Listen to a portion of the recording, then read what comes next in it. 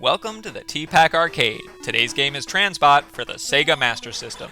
In this 1986 shoot-'em-up from Sega, a supercomputer is threatening to overrun the world in the wake of nuclear war, and humanity fights back with the Robo-Starfighter CA-214, which sounds less like a Robo-Starfighter and more like a license plate number.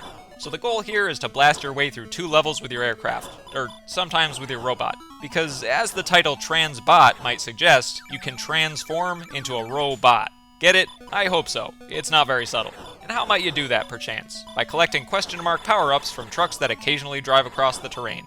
Some power-ups leave you in starfighter form, with shot upgrades like ring blasters that sound like chirpin' babby birds, and missiles that plow through every enemy in their flight path, while others turn you into robot form, like the triple shot that trades range for radius, backward sparks that aren't too helpful because most enemies approach from the front, and the all-powerful wave beam. That's the best weapon, because it's practically half the height of the screen, and looks like you're attacking enemies with brackets, the king of typography.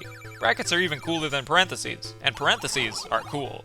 Unfortunately, this is the only time in the history of history that I've ever preferred not to play as a robot, because he's much taller than the starfighter, and consequently much easier for enemies to hit, which makes it both a blessing and a curse that the weapon upgrades have limited ammo and reset you back to the standard starship with the standard cannon once they run out. The most unique aspect of Transbot is that these upgrades have kind of a roulette-style selection scheme. Collecting a question mark triggers the display at the top of the screen to start cycling through weapon letters A to G until you stop it on one with the action button.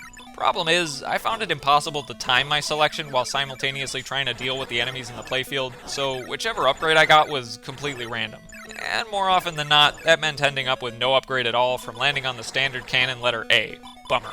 But on the bright side, the standard cannon looks like a greater than symbol, which isn't quite as cool as brackets, but still cooler than parentheses. And parentheses are cool.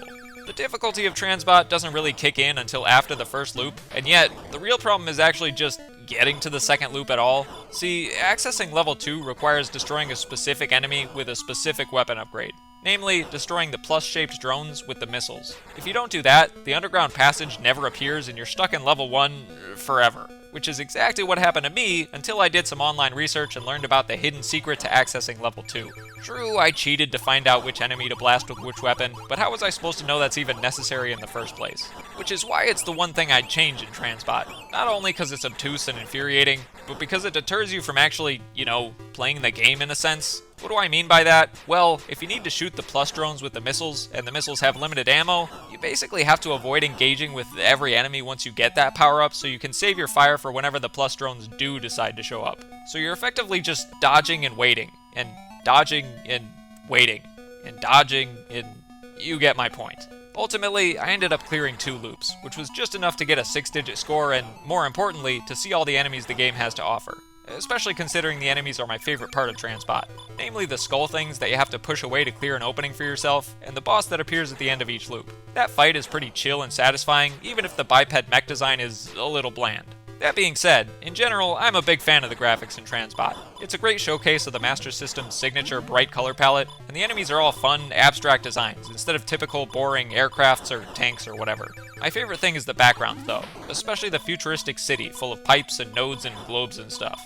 The sound design doesn't really stand out much, considering how sparse and utilitarian it is, but in a shoot-'em-up, as long as you've got chiptunes and explosions, you've done your job just fine.